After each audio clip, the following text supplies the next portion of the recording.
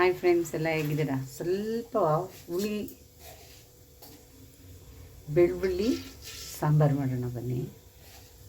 ಗೊಜ್ಜು, ಬೆಳ್ಳುಳ್ಳಿ ಗೊಜ್ಜು, ಹುಳಿ ಗೊಜ್ಜು. ಇನ್ನು ಎಣ್ಣೆ ಕಾದಿದೆ, ಸಾಸಿವೆ ಸ್ವಲ್ಪ,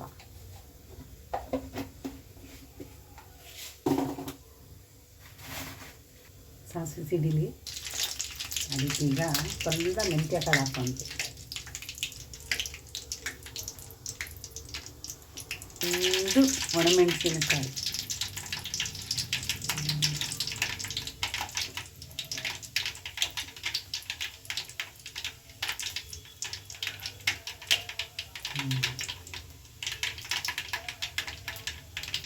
ಸ್ವಲ್ಪ ಹಿಂಗು.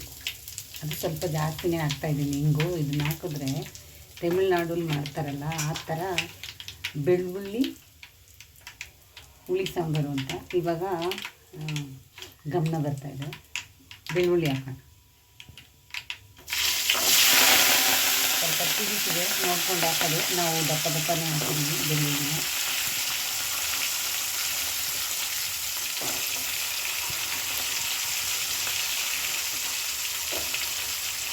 ಇದು ಬೆಳ್ಳುಳ್ಳಿ ಹುಳಿ ಸಾಂಬಾರು ಅಂತಲೇ ಕರೀತಾರೆ.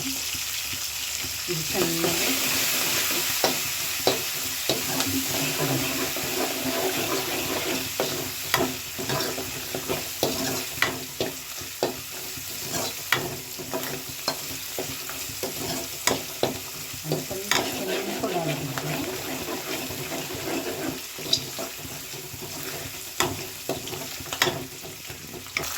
ಏನು ಹಾಕಿಲ್ಲ, ನೀವು ಬೆಳ್ಳುಳ್ಳಿ ಹಾಕಿದ್ದು ಎಂಥ ಸ್ಮೆಲ್ ಬರ್ತಾಯಿದೆ ಗೊತ್ತಾ? ಅಷ್ಟು ಘಮ ವಾಸನೆ ಸಕ್ಕತ್ತಾಗಿರುತ್ತೆ, ಚೆನ್ನಾಗಿರುತ್ತೆ. ಬೆಳ್ಳುಳ್ಳಿ ಎಲ್ಲದಕ್ಕಿಂತ ಒಳ್ಳೆಯದು, ಆರೋಗ್ಯದ್ದು ತುಂಬ ಒಳ್ಳೆಯದು. ಅದಕ್ಕೆ ಇವತ್ತು ಬೆಳ್ಳುಳ್ಳಿ. ಈಗ ನಾವೇನು ಮಾಡೋಣ, ಸಣ್ಣ ಈರುಳ್ಳಿ ಹಾಕೋಣ.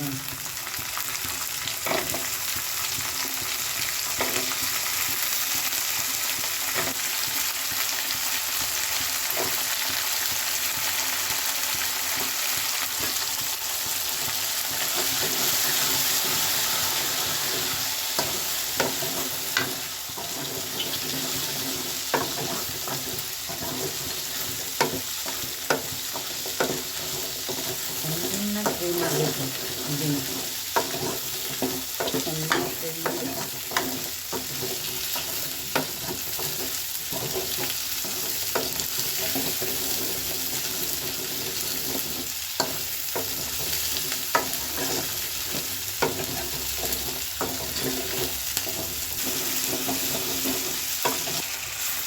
ಟೊಮೆಟೊ. ಈಗ ಇದಕ್ಕೆ ಲೈಟಾಗಿ ಸ್ವಲ್ಪ ಅರಿಶಿನ ಪುಡಿ ಹಾಕೋಣ, ಜಾಸ್ತಿ ಬೇಡ, ಸ್ವಲ್ಪ.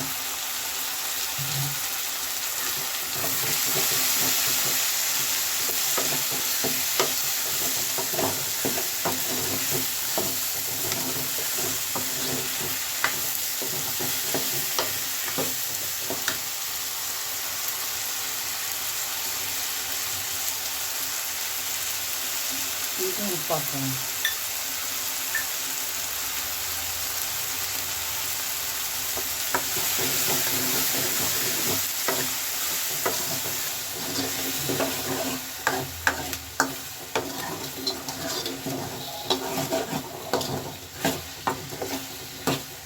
ಚೆನ್ನಾಗಿ ಫ್ರೈ ಆಗಬೇಕು.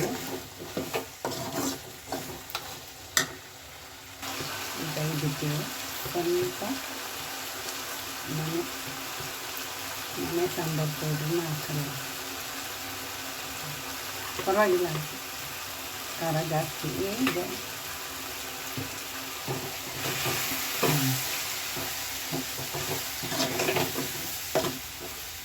ಮನೇಲಿ ಮಾಡಿದ್ದೆ ಖಾರ ಜಾಸ್ತಿ ಹಾಕೊಳ್ಳೋಣ. 1 ಸ್ಪೂನ್ ಹಾಕೊಂಡಿದ್ದೀನಿ ನಾನು. ನಿಮ್ಗೆ ಖಾರ ಎಷ್ಟು ಬೇಕೋ ಅಷ್ಟು ನೋಡ್ಕೊಂಡು ಹಾಕೊಳ್ಳಿ. ನನಗೆ ಸಾಕು, ಅದಕ್ಕೆ ಇಷ್ಟ ಹಾಕ್ಕೊಂಡಿದ್ದೆ.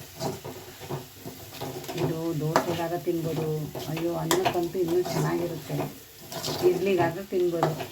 ಹುಳಿಯಾಗಿರುತ್ತಲ್ಲ, ಬಾಯಿ ತುಂಬ ಕೆಟ್ಟೋಗಿದ್ರೆ ಈ ಥರ ಮಾಡ್ಕೊಂಡು ತಿಂದರೆ ತುಂಬ ಚೆನ್ನಾಗಿರುತ್ತೆ.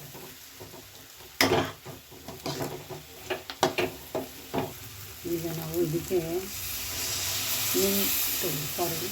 ಹುಣಸೆ ಹುಳಿ ಕಲಸಿ ಇಟ್ಕೊಂಡಿದ್ವಲ್ಲ ಅದನ್ನು ಹಾಕ್ತಾಯಿದ್ದೆ.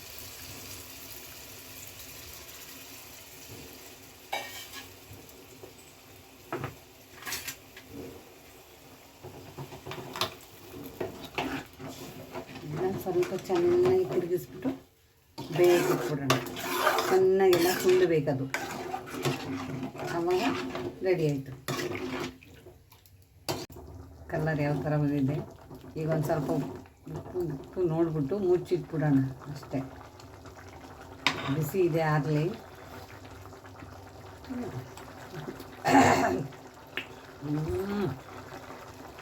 ಎಲ್ಲೋ ಕಳೆದೋಗ್ತಾ ಇದ್ದೀವಿ.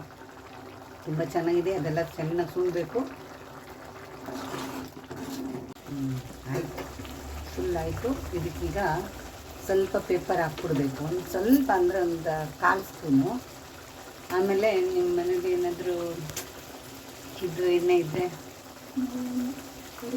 ಸ್ವಲ್ಪ ಹುಚ್ಚೆಳ್ಳೆಣ್ಣೆ ಇದ್ದರೆ ಮೇಲೆ ಹಾಕ್ಕೊಳ್ಳಿ, ತುಂಬ ಟೇಸ್ಟಾಗಿರುತ್ತೆ. ನಾನು ಹುಚ್ಚೆಳ್ಳೆಣ್ಣೆ ತಂದು ಮಡಿಕೊಂಡಿದ್ದೆ, ಅದಕ್ಕೆ ಒಂದು ಸ್ವಲ್ಪ ಹಾಕೋತಾ ಇದ್ದೀನಿ. ಆಯಿತು, ಫಿನಿಶ್. ಇವಾಗ ಮುಗೀತು, ಇಷ್ಟೇ ಇದೆ ಇವತ್ತು ಬೆಳ್ಳುಳ್ಳಿ ಹುಳಿ ಸಾಂಬಾರು. ಇದು ಈರುಳ್ಳಿ ಬೆಳ್ಳುಳ್ಳಿಯಿಂದ ಮಾಡಿರೋದಲ್ವಾ ಹುಳಿ, ಇದಕ್ಕೆ ಹೆಸರೇ ಹುಳಿ. ತುಂಬ ಟೇಸ್ಟಾಗಿರ್ತದೆ. ಕೊನೆ ತನಕ ವೀಡಿಯೋ ನೋಡಿ. ನಿಮಗೆ ಈ ವಿಡಿಯೋ ಇಷ್ಟ ಆದರೆ ಲೈಕ್ ಮಾಡಿ, ಶೇರ್ ಮಾಡಿ, ಕಮೆಂಟ್ ಮಾಡಿ. ತುಂಬ ಚೆನ್ನಾಗಿದೆ ನೋಡಿ. ಇದನ್ನು ಅನ್ನಕ್ಕೆ ಹಾಕೊಂಡು ಬಿಸಿ ಅನ್ನಕ್ಕೆ ತುಪ್ಪ ಹಾಕಿಬಿಟ್ಟು ಊಟ ಮಾಡ್ತಿದ್ರೆ ಎಲ್ಲೋ ಹೋಗ್ಬಿಟ್ಟು. ಕೊನೆ ತನಕ ವೀಡಿಯೋ ನೋಡಿ. ಈ ವಿಡಿಯೋ ಇಷ್ಟ ಆದರೆ ಲೈಕ್ ಮಾಡಿ, ಶೇರ್ ಮಾಡಿ, ಕಮೆಂಟ್ ಮಾಡಿ. ಧನ್ಯವಾದ, ಥ್ಯಾಂಕ್ ಯು. ನಾವು ಬೆಳ್ಳುಳ್ಳಿ ಹುಳಿ ಗೊಜ್ಜು ಮಾಡಿದ್ವಲ್ಲ, ಬೆಳ್ಳುಳ್ಳಿ ಈರುಳ್ಳಿ ಸಣ್ಣ ಈರುಳ್ಳಿ ಗೊಜ್ಜು. ನೀವು ದೋಸೆಗಾಲ ತೊಗೊಳ್ಳಿ. ಮತ್ತು ಇದಕ್ಕೆ ಏನು ಮಾಡಬೇಕು ಅಂದರೆ, ಈ ಗೊಜ್ಜಿಗೆ ಹೊಸ ಅಕ್ಕಿ ಬರುತ್ತೆ ಗೊತ್ತಾ ಊರಲ್ಲಿ, ಹೊಸ ಅಕ್ಕಿ. ಆ ಅಕ್ಕಿ ಅನ್ನ ಅಂದರೆ ಅದಕ್ಕೊಂದು ಸ್ವಲ್ಪ ಚೂರು ಉಪ್ಪು ಹಾಕ್ಬಿಟ್ಟು 2 ಮೆಣಸಿನ್ಕಾಳು ಹಾಕ್ಬಿಟ್ಟು ಅನ್ನ ಮಾಡಿಬಿಡ್ಬೇಕು. ಅನ್ನ ಮಾಡಿಬಿಟ್ಟು ಈ ಗೊಜ್ಜನ್ನ ತಿಂದರೆ, ಅದು ತಮಿಳ್ನಾಡಲ್ಲಿ ಏನಂತಾರೆ ಗೊತ್ತಾ, ವೆಣ್ ಪೊಂಗಲ್ ಅಂತಾರೆ, ಅಂದರೆ ಬಿಳಿ ಅನ್ನ ಅಂತ. ಅದಕ್ಕೆ ಈ ಗೊಜ್ಜು ಕಾಂಬಿನೇಷನ್ ಸಖತ್ತಾಗಿರ್ತದೆ. ನಮ್ಮಲ್ಲಿ ಈಗ ನಾನು ದೋಸೆ ಮಾಡ್ಕೊಂಡಿದ್ದೀನಿ, ಈ ಗೊಜ್ಜಿಗೆ ದೋಸೆ ಮಾಡ್ಕೊಂಡಿದ್ದೀನಿ ನೋಡಿರಿ.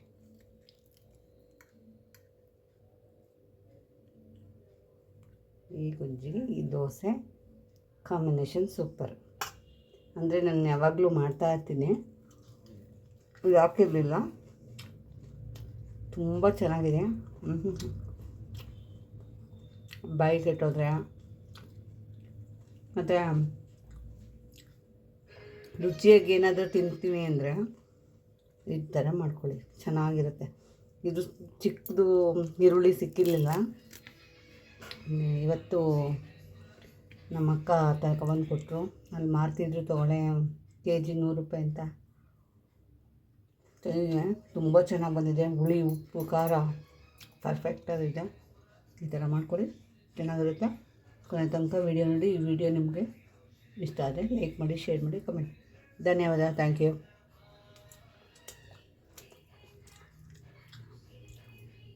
ಇದು ಬಿಸಿ ಬಿಸಿ ಅನ್ನಕ್ಕೆ ತುಪ್ಪ ಹಾಕ್ಕೊಂಡು ತಿಂದರೆ ಹೆಂಗಿರುತ್ತೆ ಅಂದರೆ, ಲೈಫಲ್ಲಿ ಎಲ್ಲೋ ಕಳೆದೋಗ್ಬಿಡ್ತೀವಿ. ನಮ್ಮ ಜನಕ್ಕೆ, ಎಷ್ಟೋ ಜನಕ್ಕೆ ಏನೂ ತಿಂಡಿ ಮಾಡೋಕ್ಕೆ ಬರೋಲ್ಲ. ನಮ್ಮ ಕರ್ನಾಟಕ ಜನರಲ್ಲಿ ಬರೀ ಉಪ್ಸಾರು, ಹುಳಿ ಸಾರು ಇದನ್ನೂ ಮಾಡಬೇಕು. ನಮ್ಮ ಮನೇಲಿ ಯಾವಾಗಲೂ ಇದ್ದಿದ್ದೇ ಇರುತ್ತೆ. ಮಾಡ್ತೀನಿ, ಖಂಡಿತ ನೋಡಿ. ಯಾರು ವೀಡಿಯೋ ಸ್ಕಿಪ್ ಮಾಡಿಬಿಡಿ, ಕೊನೆ ತನಕ ವೀಡಿಯೋ ನೋಡಿ. ಥ್ಯಾಂಕ್ ಯು, ಧನ್ಯವಾದ.